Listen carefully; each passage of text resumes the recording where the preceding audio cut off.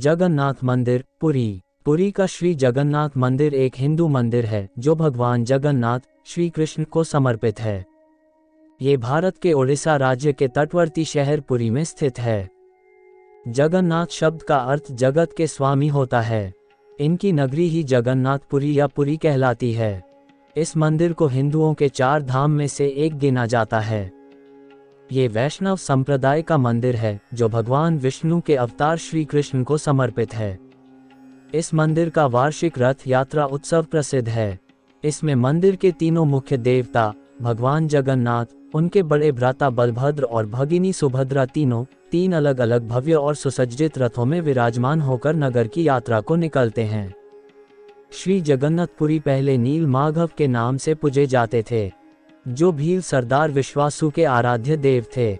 अब से लगभग हजारों वर्ष पूर्व भील सरदार विश्वासु नील पर्वत की गुफा के अंदर नील माधव जी की पूजा किया करते थे। मध्यकाल से ही यह उत्सव अतीव हर्षोल्लास के साथ मनाया जाता है। इसके साथ ही यह उत्सव भारत के ढेरों वैष्णव कृष्ण मंदिरों में मनाया जाता है एवं यात्रा निकाली जाती है। यह मंदिर वैष्णव परंपराओं और संत रामानंद से जुड़ा हुआ है। ये गौड़ीय वैष्णव संप्रदाय के लिए खास महत्व रखता है। इस पंथ के संस्थापक श्री चैतन्य महाप्रभु भगवान की ओर आकर्षित हुए थे और कई वर्षों तक पुरी में रहे भी थे। मंदिर का उद्गम गंग वंश के हाल ही में अन्वेषित ताम्र पत्रों से यह ज्ञात हुआ है कि वर्तमान मंदिर के निर्माण कार्य को कलिंग राजा अनंतवर्मन चोडगंग देव ने आरंभ कराया था। मंदिर के जगमोहन और विमान भाग इनके शासनकाल 1078-1148 में बने थे। फिर सन 1197 में जाकर ओडिया शासक अनंग भीम देव ने इस मंदिर को वर्तमान रूप दिया था। मंदिर में जगन्नाथ अर्चना सन 1558 तक होती रही। इस वर्ष अफगान जनरल काला पहाड़ ने ओडिशा पर हमला किया और मूर्तियां तथा मंदिर के भाग ध्वंस किए और पूजा बंद करा दी तथा विग्रहों को गुप्त में चिलिका झील में स्थित एक द्वीप में रखा गया। बाद में रामचंद्र देव के खुर्दा में स्वतंत्र राज्य स्थापित करने पर मंदिर और इसकी मूर्तियों की पुनर्स्थापना हुई।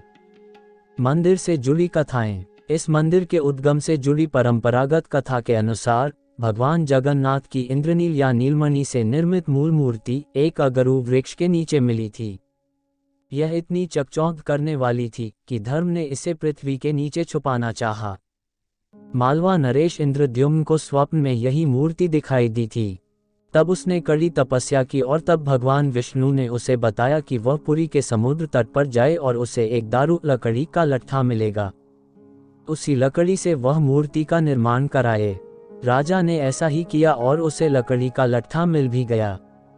उसके बाद राजा को विष्णु और विश्वकर्मा बढ़ई कारीगर और मूर्तिकार के रूप में उसके सामने उपस्थित हुए, किंतु उन्होंने ये शर्त रखी कि वे 1 माह में मूर्ति तैयार कर देंगे, परंतु तब तक वह एक कमरे में बंद रहेंगे और राजा या कोई भी उस कमरे के अंदर नहीं आए। माह के अंतिम दिन जब कई दिनों तक कोई भी आवाज नहीं आई तो उत्सुकतावश राजा ने कमरे में झांका और वह वृद्ध कारीगर द्वार खोलकर बाहर आ गया और राजा से कहा कि मूर्तियां अभी अपूर्ण हैं, उनके हाथ अभी नहीं बने थे। राजा के अफसोस करने पर मूर्तिकार ने बताया कि यह सब दैववश हुआ है और यह मूर्तियां ऐसे ही स्थापित होकर पूजी जाएंगी। तब वही तीनों जगन्नाथ, बलभद्र और सुभद्रा की मूर्तियां मंदिर में स्थापित की गईं। मंदिर का ढांचा। मंदिर का वृहत क्षेत्र 400,000 वर्ग फुट 37,000 वर्ग मीटर में फैला है और 4 दीवारी से घिरा है। कलिंग शैली के मंदिर स्थापत्य कला और शिल्प के आश्चर्यजनक प्रयोग से परिपूर्ण यह मंदिर भारत के भव्यतम स्मारक स्थलों में से एक है। मुख्य मंदिर वक्ररेखीय आकार का है, जिसके शिखर पर विष्णु का श्री सुदर्शन चक्र 8 आरों का चक्र मंडित है। इसे नील चक्र भी कहते हैं। यह अष्टधातु से निर्मित है और अति पावन और पवित्र माना जाता है। मंदिर का मुख्य ढांचा एक 214 फीट 65 मीटर ऊंचे पाषाण चबूतरे पर बना है।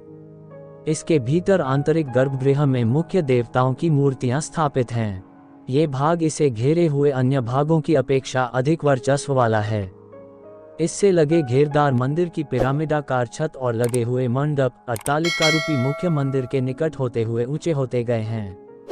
यह एक पर्वत को घेर हुए अन्य छोटे पहाड़ियों फिर छोटे टीलों के समूह रूपी बना है। मुख्य मणि भवन एक 20 फीट 6.1 मी ऊंची दीवार से घिरा हुआ है तथा दूसरी दीवार मुख्य मंदिर को घेरती है। एक भव्य 16 किनारों वाला एकाश्म स्तंभ मुख्य द्वार के ठीक सामने स्थित है। इसका द्वार 2 सिंहों द्वारा रक्षित हैं। देवता भगवान जगन्नाथ, बलभद्र और सुभद्रा इस मंदिर के मुख्य देव हैं। इनकी मूर्तियां एक रत्न मंडित पाषाण चबूतरे पर गर्भगृह में स्थापित हैं। इतिहास अनुसार इन मूर्तियों की अर्चना मंदिर निर्माण से कहीं पहले से की जाती रही है। संभव है कि यह प्राचीन जनजातियों द्वारा भी पूजित रही हो। उत्सव यहाँ विस्तृत दैनिक पूजा अर्चनाएं होती हैं। यहाँ कई वार्षिक त्योहार भी आयोजित होते हैं जिनमें सहस्रों लोग भाग लेते हैं। इनमें सर्वाधिक महत्व का त्योहार है रथ यात्रा, जो आषाढ़ शुक्ल पक्ष की द्वितीया को तदनुसार लगभग जून या जुलाई माह में आयोजित होता है। इस उत्सव में तीनों मूर्तियों को अति भव्य और विशाल रथों में सुसज्जित होकर यात्रा पर निकालते हैं। ये यात्रा 5 किलोमीटर लंबी होती है। इसको लाखों लोग शरीक होते हैं। वर्तमान मंदिर आधुनिक काल में यह मंदिर काफी व्यस्त और सामाजिक एवं धार्मिक आयोजनों और प्रकारों में व्यस्त है। जगन्नाथ मंदिर का एक बड़ा आकर्षण यहाँ की रसोई है। ये रसोई भारत की सबसे बड़ी रसोई के रूप में जानी जाती है। इस विशाल रसोई में भगवान को चाहने वाले महाप्रसाद को तैयार करने के लिए 500 रसोइये तथा उनके 300 सहयोगी काम करते हैं। इस मंदिर में प्रविष्टि प्रतिबंधित है। इसमें गैर हिंदू लोगों का प्रवेश सर्वथा वर्जित है। पर्यटकों की प्रविष्टि भी वर्जित है। वे मंदिर के अहाते और अन्य आयोजनों का दृश्य निकटवर्ती रघुनंदन पुस्तकालय की ऊंची छत से अवलोकन कर सकते हैं। इसके कई प्रमाण हैं कि यह प्रतिबंध कई विदेशियों द्वारा मंदिर और निकटवर्ती क्षेत्रों में घुसपैठ और श्रेणीगत हमलों के कारण लगाए गए हैं। बौद्ध एवं जैन लोग मंदिर प्रांगण में आ सकते हैं, बशर्ते कि वे अपनी भारतीय वंशावली का मूल प्रमाण दे पाएं। मंदिर ने धीरे धीरे गैर भारतीय मूल के लेकिन हिंदू लोगों का प्रवेश क्षेत्र में स्वीकार करना आरंभ किया है। एक बार 3 बाली के हिंदू लोगों को प्रवेश वर्जित कर दिया गया था, जबकि बाली की 90% जनसंख्या हिंदू है। तब निवेदन करने पर भविष्य के लिए में स्वीकार्य हो गया। जगन्नाथ कैसे पहुँचे? बाय ट्रेन जगन्नाथ धाम कैसे पहुँचें? जगन्नाथ तक पहुँचने के लिए आपके पास 2 ऑप्शन है। तो जो नज़दीकी रेलवे स्टेशन है वह है पुरी। पुरी रेलवे स्टेशन से जगन्नाथ मंदिर की दूरी करीब 2 किलोमीटर है। पुरी तक आप रेलवे से पहुंच सकते हैं। आपके राज्य से डायरेक्ट ट्रेन मिल जाएगी, क्योंकि पुरी से अलग अलग राज्यों के लिए ढेर सारी ट्रेन प्रस्थान करती हैं। अगर आपको पुरी रेलवे स्टेशन के लिए डायरेक्ट ट्रेन ना मिले तो आप अपने शहर से भुवनेश्वर रेलवे स्टेशन के लिए ट्रेन पकड़ सकते हैं। भुवनेश्वर रेलवे स्टेशन से आप दूसरी ट्रेन पकड़कर या बस के माध्यम से पुरी जा सकते हैं। भुवनेश्वर रेलवे स्टेशन की दूरी करीब 60 किलोमीटर है। बस से जगन्नाथ मंदिर कैसे पहुँचे?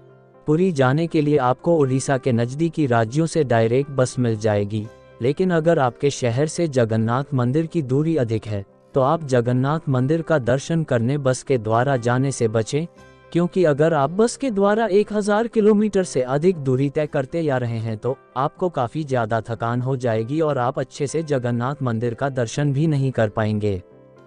हवाई जहाज से जगन्नाथपुरी कैसे पहुँचे? जगन्नाथ मंदिर का सबसे नज़दीकी हवाई अड्डा भुवनेश्वर है, जो देश के काफ़ी सारे हवाई अड्डे से जुड़ा हुआ है। भुवनेश्वर एयरपोर्ट से जगन्नाथ मंदिर जाने के लिए आपको बस या ट्रेन के माध्यम से पुरी जाना पड़ेगा। पुरी रेलवे स्टेशन से जगन्नाथ मंदिर की दूरी करीब 2 किलोमीटर है। पुरी रेलवे स्टेशन से जगन्नाथ मंदिर जाने के लिए आपको आसानी से ऑटो मिल जाएगी। जगन्नाथ धाम उड़ीसा जाने का बेस्ट समय।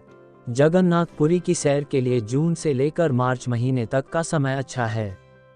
पहला और सबसे महत्वपूर्ण कारण है कि विश्व प्रसिद्ध रथ यात्रा ज्यादातर जून के महीने में मनाई जाती है। साल के इस समय में अन्य त्योहार भी बहुत श्रद्धा के साथ मनाए जाते हैं। इसके अलावा मौसम भी बढ़िया बन। जगन्नाथ धाम उड़ीसा में रहने की क्या व्यवस्था है? जगन्नाथ मंदिर के आसपास आपको बहुत सारे सस्ते होटल देखने को मिल जाएंगे। साथ ही आपको यहाँ पर कुछ धर्मशाला में भी देखने को मिल जाएंगे। अगर आप मंदिर के पास होटल में ठहरते हैं तो आपको वहां पर 500 रुपये से 2000 तक के होटल देखने को मिल जाएंगे। अगर आप मंदिर के पास बने धर्मशाला में ठहरना चाहते हैं तो आपको धर्मशाला में 200 रुपये से 500 में ठहरने की सुविधा भी आसानी से मिल जाएगी। जगन्नाथ धाम उड़ीसा में और कहां घूमें? ये जगह 4 धाम यात्रा में भी महत्व रखती है। पुरी बीच फेस्टिवल, पुरी जगन्नाथ मंदिर, चिल्का झील और पक्षी अभयारण्य और गुंडिचा घर मंदिर यहाँ के प्रमुख आकर्षण हैं। Thanks for watching. Like, comment and subscribe.